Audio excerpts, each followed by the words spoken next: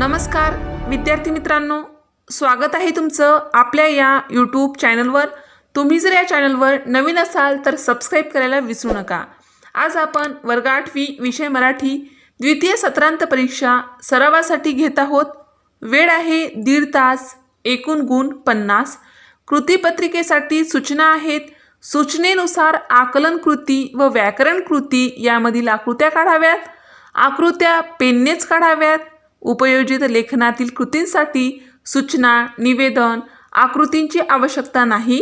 तसेच ह्या कृती उत्तरपत्रिकेत लिहिण्याची आवश्यकता नाही।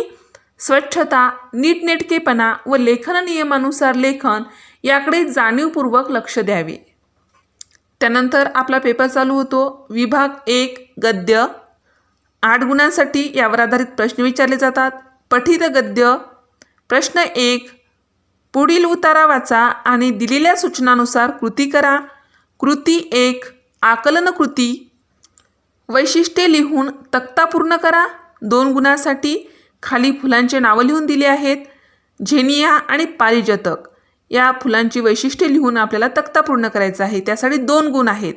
तर झेनिया याचे देठ लिहायचं आहे, पाणी लिहायचे आणि फुले कशी आहेत ते लिहायचं आहे। आणि पारिजातकाचं सुद्धा तसंच। तर झेनिया फुलाचा देठ हा राठ असतो, पाने वृक्ष असतात, फुले बहुरंगी बहुढंगी असतात। पारिजातक या फुलाचा देठ खडबडीत खरखरीत वृक्ष, पाने खडबडीत खरखरीत वृक्ष, फुले नाजूक सुंदर सुगंधी। अशा प्रकारे वैशिष्ट्ये लिहून दिलेला तक्ता पूर्ण केला आहे। अशा पद्धतीने जर आपण उत्तर लिहिलं तर आपल्याला 2 पैकी 2 गुण मिळतात। त्यानंतर परीक्षेमध्ये किंवा पेपरमध्ये उतारा दिला जातो। या ठिकाणी मी तुम्हाला उतारा दाखवत आहे, त्याचे व्यवस्थित वाचन करा। जर यावर व्यवस्थित दिसत नसेल किंवा वाचन करता येत नसेल तर हा उतारा पाठ्यपुस्तक पृष्ठ क्रमांक 64 व 65 वर आहे। कृती 2, आकलन कृती। त्यासाठी 1 गुण असतो। त्यासाठी प्रश्न दिला आहे, योग्य जोड्या लावा। खाली अ गट आणि ब गटामध्ये जोड्या दिल्या आहेत। तर प्रश्नामधील जोड्या आहेत सृष्टी, पारिजातक, राठदांडा, सुफल, नाजूकपणा, फुलपाखरे, बहुढंगी, झेनिया। ह्या जोड्या आहेत त्या चुकीच्या आहेत। उत्तरामध्ये आपल्याला ते व्यवस्थित करून लिहायचे आहे। तर उत्तर अ गट आणि ब गटामध्ये लिहायचं आहे। अ गटामध्ये सृष्टी, ब गटामध्ये सुफल, अ गटामध्ये राठदांडा, झेनिया, नाजूकपणा, पारिजातक, बहुढंगी, फुलपाखरे। अशा पद्धतीने आपण योग्य जोड्या जुळवल्या आहेत। तिसरा प्रश्न आहे 1 गुणासाठी, भाषेतील सौंदर्य या दृष्टीने उतार्यातील वाक्य शोधा व लिहा। उदाहरण, जीवनाची, चैतन्याची, आनंदाची कारंजी येथे थुई थुई उडत होती। उत्तर, नाचरे ओढे आणि हरिततृणांचे गालीचे माझ्या मनाला नाचवू शकत नव्हते। एखाद्या पोरक्या पोराप्रमाणे मन स्वतःशीच नाराज होऊन बसले होते। त्या नाचणाऱ्या फुलपाखराकडे पाहिल्यावर फुलपाखरे कोणती आणि फुले कोणती असा भ्रम मला तरी क्षणभर झाला। उडताहेत ती फुले की डोलताहेत ती फुले अशी शंका वाटणे इतके रंगाचे सादृश्य झेनियाच्या फुलातनी त्या फुलपाखरात होते। अशा प्रकारे भाषेतील सौंदर्य या दृष्टीने उतार्यातील वाक्य शोधून लिहिता येतात। त्यानंतर कृती 3, व्याकरण कृती। 1 गुणासाठी, अधोरेखित शब्दांचे अनेक वचन योजून वाक्य पुन्हा लिहा।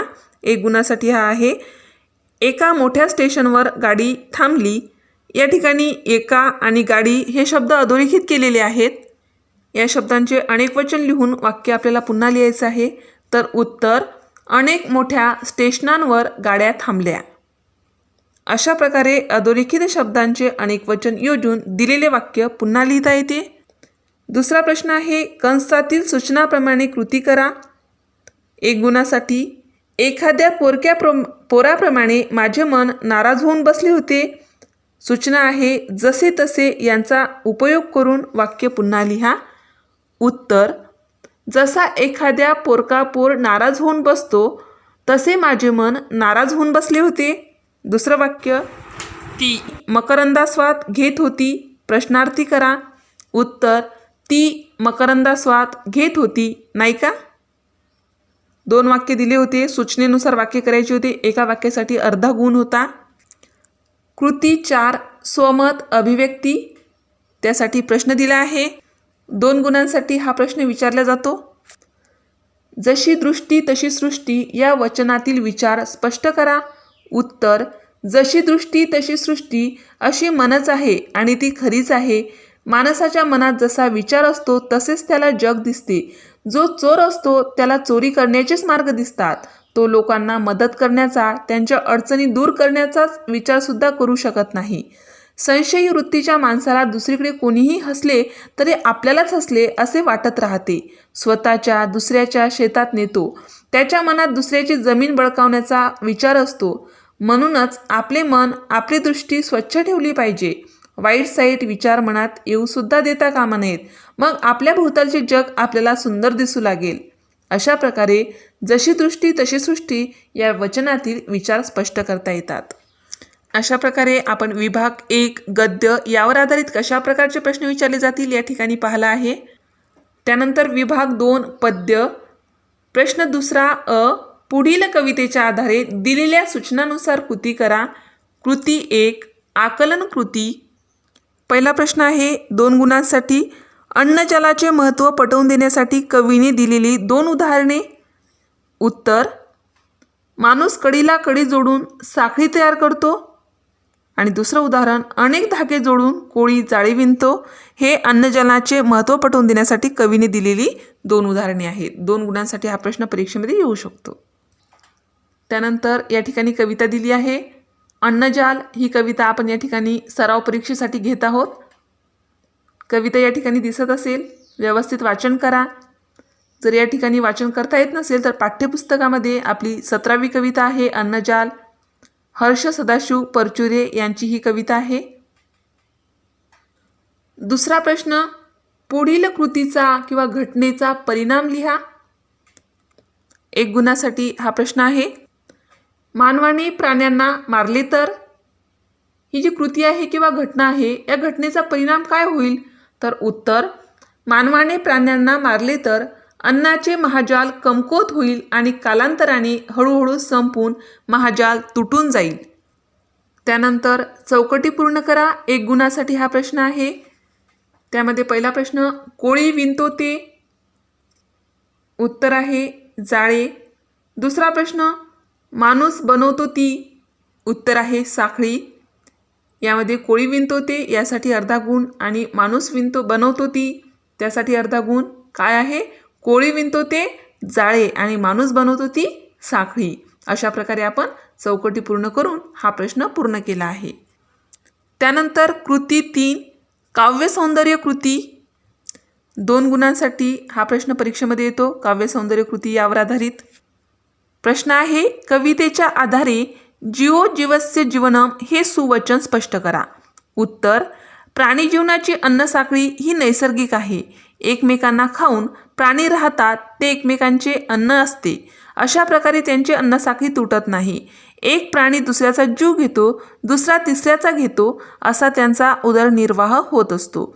एका चित्रात असे दाखवले आहे की छोट्या कीटकांना एक पाल खात आहे, पालीला बेडूक खात आहे, बेडकाला साप व सापाला गरुड भक्ष्य करतो. एकमेकांचे भक्ष्य होणे म्हणजेच जीवो जीवस्य जीवनम होय. प्राणीजातीमधील हे अखंड अन्नजाल टिकून आहे. एखादी प्राणीजात नष्ट झाली तरी ते टिकून राहते. या जीवनाच्या ओघवत्या सारणीला जीवो जीवस्य जीवनम असे म्हणतात. अशा प्रकारे काव्य सौंदर्य 2 गुणांसाठी परीक्षेमध्ये विचारले जाते. त्यानंतर प्रश्न दुसरा आ. पुढील ओळींचे रसग्रहण करा. 4 गुणांसाठी हा प्रश्न परीक्षेमध्ये येतो. पुढील ओळींचे रसग्रहण करा. पुढील ओळींचे रसग्रहण करा यावर आधारित 4 गुणांचा प्रश्न पुढील प्रमाणे. मारीत जाता बहुप्राणी जाती, तुटून संपेल ते जाल पुढती. या कवितेचे किंवा या ओळींचे आपल्याला रसग्रहण करायचे आहे. तर रसग्रहण करताना आपल्याला आशय सौंदर्य, काव्य सौंदर्य आणि भाषिक वैशिष्ट्ये लिहावे लागते. तर पहिला मुद्दा आहे आशय सौंदर्य. अन्नजाल या कवितेमध्ये कवी हर्ष सदाशिव परचुरे यांनी प्राणीजातीमधील निसर्गाने विणलेल्या अन्न महाजालाची प्रक्रिया विशद केली आहे. या अन्नजालातील प्राण्यांची हत्या केल्यास हे महाजाल क्षीण होऊन अखेर संपून जाईल असा कवींनी गंभीर इशारा दिला आहे. काव्य सौंदर्य. निसर्गदेवाने स्वतः प्राणीजातीचे अन्नजाल खुबीने विणले आहे. जीवो जीवस्य जीवनम या प्राण्यांचा जीवनाचा मूलमंत्र आहे. प्राणी एकमेकांना खाऊन जीवन कंठीत असतात. या प्रक्रियेत काही प्राणीजाती लोप पावल्या तरी महाजाल तुटणार नाही, पण कमकुवत होईल. माणसाने जर स्वतःच्या छंदासाठी प्राण्यांची नाहक हत्या केली तर हे महाअन्नजाल तुटेल व कालांतराने संपून जाईल. म्हणून मानवाने प्राणीजातींच्या जीवनात ढवळाढवळ करू नये असा संदेश कवींनी प्रस्तुत ओळीमध्ये दिला आहे. भाषिक वैशिष्ट्ये. महान तत्व विशद करणारी एकदम सोपी शब्दरचना या कवितेत मांडली आहे. वनाचे श्लोक मधून घेतलेल्या काव्याचे हे सार थेट हृदयाला भिडेल अशी भाषा या कवितेत योजिली आहे. 4-5 चरणांची ही यमकप्रधान रचना सुंदररित्या साधली आहे. संपूर्ण कवितेच्या विधानात्मक रचनेमुळे संदेश थेट पोचवण्याची हातोटी अनोखी आहे.